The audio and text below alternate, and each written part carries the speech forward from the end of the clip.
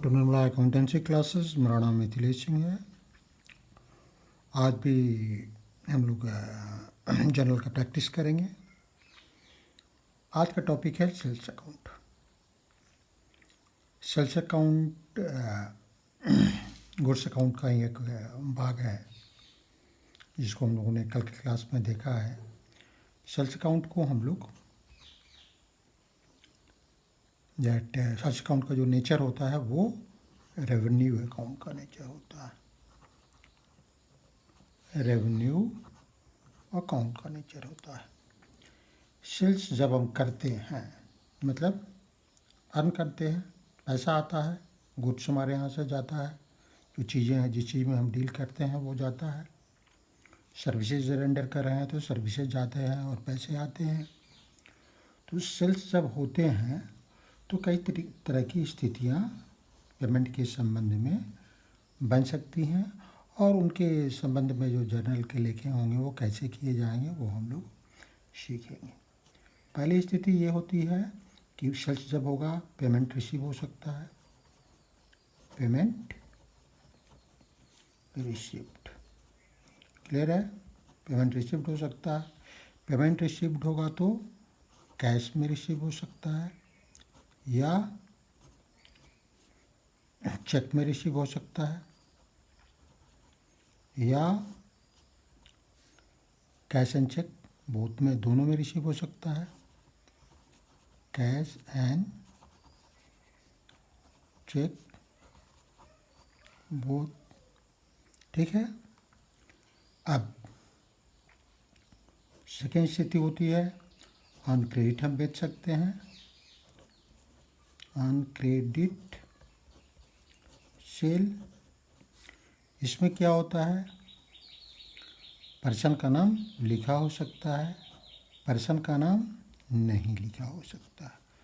नाम लिखा होगा तो जिस पर्सन का नाम होगा उस पर्सन का नाम हम लिखेंगे अकाउंट में। अगर नहीं लिखा तो हम एक कॉमन शब्द यूज करते हैं, डेटर अकाउंट, है ना, डेटर अकाउंट। नेक्स्ट स्थिति क्या बनती है? नेक्स्ट स्थिति बनती है कि पार्टली कैश बिक सकता है, partly credit.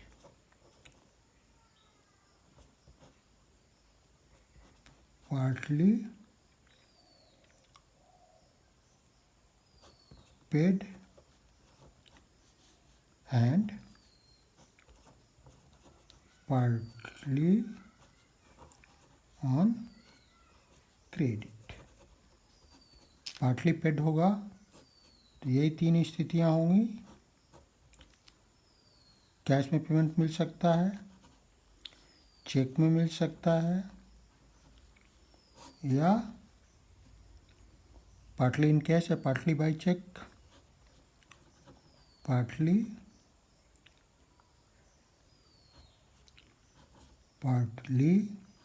In cash, partly by cheque, ठीक है। और क्रेडिट होगा तो फिर दो स्थितियां बनेंगी। क्या क्या? नाम लिखा होगा, नाम नहीं लिखा होगा। नाम लिखा होगा तो उस पर्सन का अकाउंट हम लिखेंगे और नाम नहीं लिखा होगा तो एक कॉमन अकाउंट डेटर लिखेंगे, ठीक है। तो ये स्थितियाँ बनती हैं किसी भी सेल्स के ट्रांजैक्शन के लिए।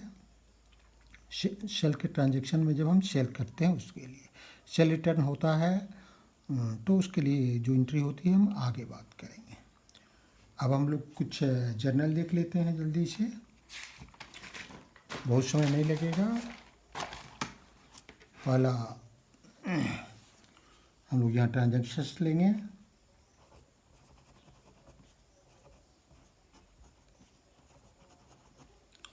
दूसरा हम लोग जर्नल यहाँ से शुरू कर देते हैं और तीसरा reasons for debit and credit. मैं ये आपको समझाने के लिए कर रहा हूँ, आपको ये नहीं बनाना है जब आप बोर्ड के या अपने एग्ज़ाम के क्वेश्चन करेंगे वैसी स्थिति में, ठीक है। जनरल के को ज़्यादा जगह की ज़रूरत होती है और ट्रांजैक्शन से किस है, सेल से संबंधित है, सेल से संबंधित है। ट्रांजैक्शन क्या क्या है, पहला ट्रांजैक्शन हम लोग लेते हैं, goods sold to Rajan for cash ₹2 lakh. Goods sold to Rajan for cash ₹2 lakh. Rajan को 2 लाख का गुड्स बेचा गया कैश से, मतलब कैश इसके लिए मिला। तो यहाँ कौन कौन से ये होंगे, अकाउंट होंगे। मैंने बताया था कि गुड्स अकाउंट, अब गुड्स सेल हुआ है, गुड्स एक एसेट अकाउंट है, तो हम लोग गुड्स अकाउंट नहीं खोलते हैं बल्कि सेल्स अकाउंट खोलते हैं। सेल्स हमारा एक रेवेन्यू अकाउंट है, तो ये क्या पहला होगा हमारा, सेल्स अकाउंट होगा। सेल्स अकाउंट क्या है हमारा, एक रेवेन्यू अकाउंट। रेवेन्यू में हमारा इंक्रीज हो रहा है, इंक्रीज को हम क्या करते हैं, रेवेन्यू के क्रेडिट करते हैं। ये रीजनिंग हुआ। दूसरा अकाउंट क्या हुआ, कैश। कैश एक हमारा एसेट अकाउंट है और एसेट अकाउंट में हमारे इंक्रीज हो रहा है। एसेट के इंक्रीज को क्या करते हैं, डेबिट करते हैं। जनरल क्लियर सा क्या हो गया, क्लियर जनरल हो गया हमारा, कैश अकाउंट डेबिट लिखा हुआ है, 2 lakh to sales account 2 lakh. बिल्कुल क्लियर सा ट्रांजैक्शन है, कोई दिक्कत नहीं है और क्लियर जर्नल है। अब दूसरा ट्रांजैक्शन लेते हैं, goods sold for ₹1 lakh and payment received by cheque. Goods sold for ₹1 lakh and payment received by cheque. 1 lakh का गुड्स बेचा गया और पेमेंट चेक से मिला। यहाँ भी क्या हुआ, सेल्स अकाउंट पहला, सेल्स अकाउंट। दूसरा क्या हुआ, चेक से मिल रहा है, बैंक अकाउंट। सेल्स अकाउंट एक रेवेन्यू अकाउंट है और दैट बैंक अकाउंट एक एसेट अकाउंट है। रेवेन्यू सेल होगा तो हमारा रेवेन्यू बढ़ेगा, हमारी आमदनी बढ़ेगी। एसेट कैश आ रहा है तो पैसा बढ़ेगा। ये क्या होगा, जब रेवेन्यू बढ़ेगा तो क्रेडिट होगा, एसेट बढ़ेगा तो डेबिट होगा।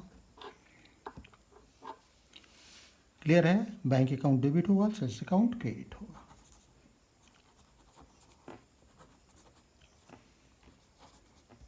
₹1 lakh to sales account 1 lakh. ये जर्नल आप लोगों ने देख लिया, समझ लिया। अब नेक्स्ट जर्नल लेते हैं। अब हम आगे की बात नहीं कर, वो डिटेल नहीं लिख रहे हैं, डिटेल आप समझते हैं, पिछले पेज वाला ही आएगा। नेक्स्ट ट्रांजैक्शन है third, goods sold to Rehana ₹3 lakh.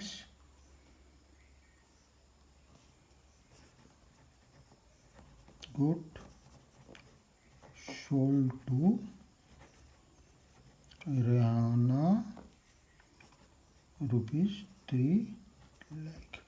अच्छा, इस दोनों क्वेश्चन में है, good sold to Rajan for cash ₹2 lakh. Rajan का नाम भी लिखा हुआ है, कैश भी लिखा हुआ है। ऐसी स्थिति में हम क्या करेंगे, हम राजन को इग्नोर करेंगे। चूँकि हमको कैश जब मिल रहा है तो फिर राजन के साथ, राजन का अकाउंट हमारे यहाँ खोलना को आवश्यक नहीं है और हम नहीं खोलते। राजन के साथ गुड्स हमने बेचा, बात खत्म हो गई। अगर राजन गुड्स लौटाएगा, अगर उसके आवश्यकता के अनुरूप नहीं होगी या उसके स्पेसिफिकेशन के अनुरूप नहीं होगी, तो वैसी स्थिति में फिर उसका अकाउंट खोलेंगे, उसको पेमेंट करेंगे, गुड्स हम अपने यहाँ लाएंगे, उसकी भी एंट्री करेंगे। लेकिन अभी तक की इन्फॉर्मेशन के अनुसार हमारे पास ऐसी कोई स्थिति नहीं है, तो हम यहाँ राजन का अकाउंट नहीं खोलते हैं, कैश अकाउंट खोलते हैं। अगर रीजन नहीं जानना है तो इतना जानना पर्याप्त है। रीजन हालांकि जान गए तो सही है, इतना जानना पर्याप्त है कि जब व्यक्ति का भी नाम हो, कैश या बैंक लिखा हो, तो व्यक्ति को हम लोग इग्नोर करते हैं, या संस्था कोई है तो संस्था को हम लोग इग्नोर करते हैं, और कैश या बैंक को हम लोग लेते हैं। Goods sold to Rehana for ₹3 lakh. अब देखिए यहाँ रेहाना लिखा हुआ है और गुड्स सोल्ड लिखा हुआ है। अकाउंट चूज करना हमारे लिए इम्पोर्टेंट होता है, जो पहले भी हमने बात की है पिछले क्लासेस में। यहाँ गुड्स अकाउंट है और यहाँ कैश अकाउंट है। राजन हमारे लिए ये रिलेवेंट अकाउंट नहीं है। यहाँ भी गुड्स सोल्ड है और बाई चेक इम्पोर्टेंट है, ये 2 अकाउंट हो जाएगा। तीसरे में दैट गुड सोल्ड है और रेहाना, ये अकाउंट होगा। तो ये कौन कौन सा अकाउंट हुआ? एक तो दैट सेल्स अकाउंट हुआ, सेल्स अकाउंट, दूसरा रेहाना अकाउंट हो। ठीक है। अब सेल्स अकाउंट हमारा एक रेवेन्यू अकाउंट है और रेहाना अकाउंट हमारा क्या है? दैट इज एक एसेट अकाउंट। रेवेन्यू में इंक्रीज कर रहा है, एसेट में भी इंक्रीज कर रहा है। रेहाना हमारे लिए एक एसेट बन रही है जिसका पेमेंट हमको बाद में मिलेगा। रेहाना से हमको इतना पैसा डेटर बन रही है जिससे पेमेंट हमको लेना है, बाद में पेमेंट हमको मिलेगा। तो जो रेवेन्यू अकाउंट में इंक्रीज होता है तो क्या करते हैं? क्रेडिट करते हैं। ऐसे अकाउंट में इंक्रीज होता है तो क्या करते हैं? डेबिट करते हैं। तो जर्नल क्या होगा? That Rehana account debit,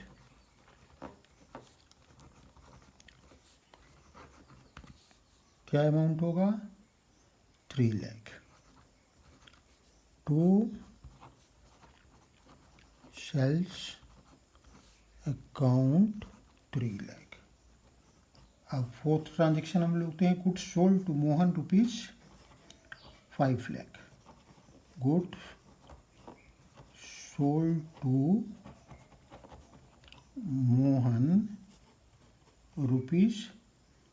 ₹5 lakh. He issued a check of ₹2 lakh and cash paid by him and cash paid by him ₹1 lakh। Mohan को गुड्स सोल्ड हुआ, ठीक है। उन्होंने 2 लाख 5 लाख का, उन्होंने 2 लाख का चेक दिया, 1 लाख रुपये उन्होंने कैश दिया, फिर भी तो उनके पास 2 लाख रुपये बाकी रह गया। तो यहाँ 4 अकाउंट ऑपरेट होगा। कौन कौन सा? एक तो गुड्स सोल्ड के लिए, दूसरा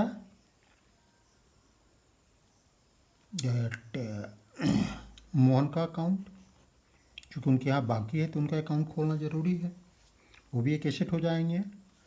2 लाख रुपया चेक से मिल रहा है तो ये भी अकाउंट बैंक का हो जाएगा, और कैश पेड हो रहा है 1 लाख का, तो वो भी कैश के अकाउंट हो गया। तो अकाउंट हमारे पास क्या क्या हुआ? इस ट्रांजेक्शन पे हमारे पास अकाउंट्स हो गया सेल्स अकाउंट, दूसरा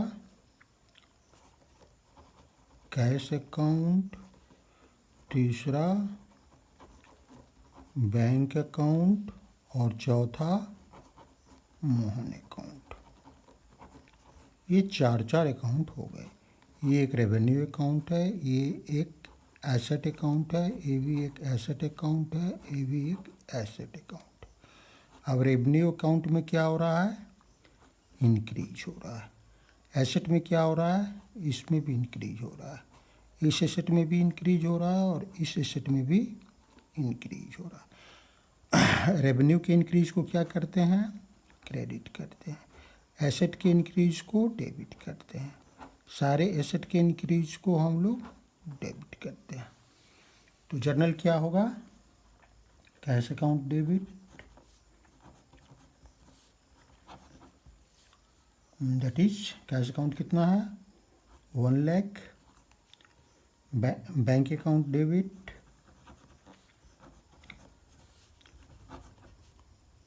2 lakh, that Mohan account debit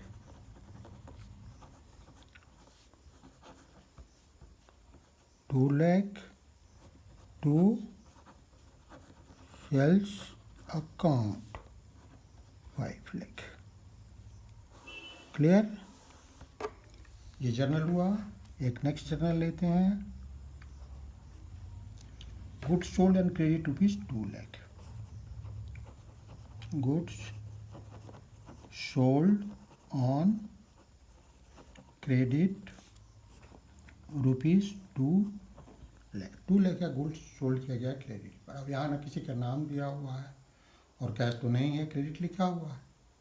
तो अब क्या करेंगे, हमारे लिए यहाँ मैंने बताया है पिछले क्या चीज में बेचेंगे तो पर्सन का नाम लिखा रह सकता है, नहीं लिखा रह सकता है, तो हम डेटर शब्द का यूज़ करते हैं। तो एक हमारे लिए अकाउंट क्या आ जाएगा, डेटर, ठीक है। और दूसरा अकाउंट क्या आएगा, sold, goods sold, sales account. Debtor account क्या है हमारे लिए, एक एसेट हो जाएगा, इससे पैसा मिलना है। ये क्या हो जाएगा, सेल्स अकाउंट, एक रेवेन्यू अकाउंट रहेगा। एसेट में इंक्रीज को क्या करेंगे, एसेट में भी इंक्रीज हो रहा है और दैट है रेवेन्यू में भी इंक्रीज है। एसेट के इंक्रीज को डेबिट करेंगे, रेवेन्यू के इंक्रीज को क्रेडिट करेंगे। क्या होगा हमारा journal, debtors account debit, debtor account debit, amount क्या है 2 lakh, to sales account 2 lakh. एक और जर्नल हम लोग ले लेते हैं, goods sold for rupees 5 lakh,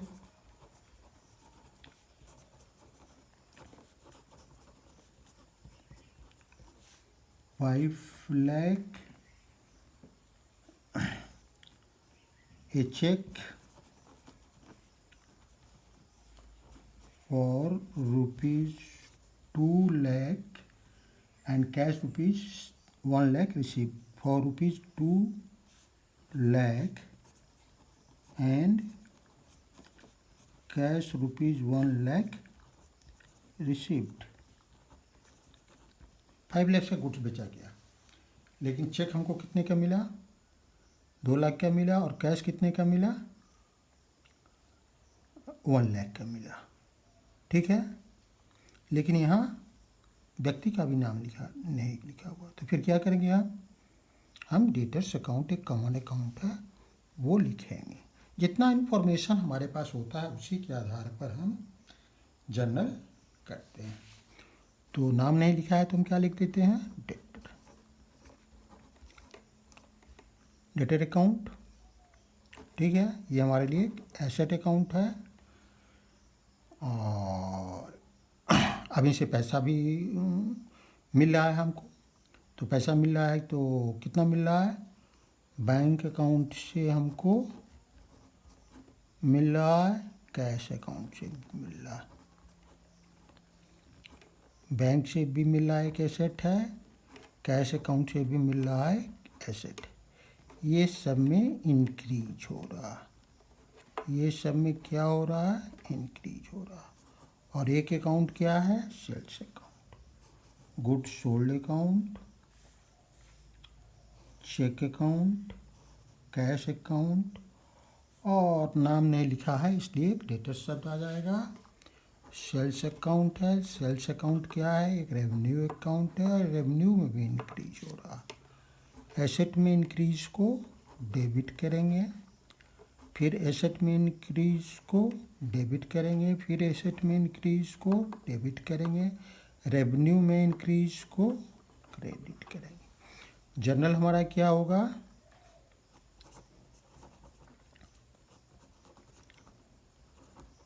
debtor account debit कितना 5 लाख का बेचे, 2 और 1 3 लाख मिल गया तो 2 लाख। दैट बैंक से कितना मिल रहा है? डेबिट 2 लाख। कैश से कितना मिल रहा है? Debit 1 lakh. Cash account debit 1 lakh, bank account debit 1 lakh to sales account 2 to 4 5 lakh. 5 lakh. ये क्लियर हो गया? कोई कन्फ्यूजन नहीं है?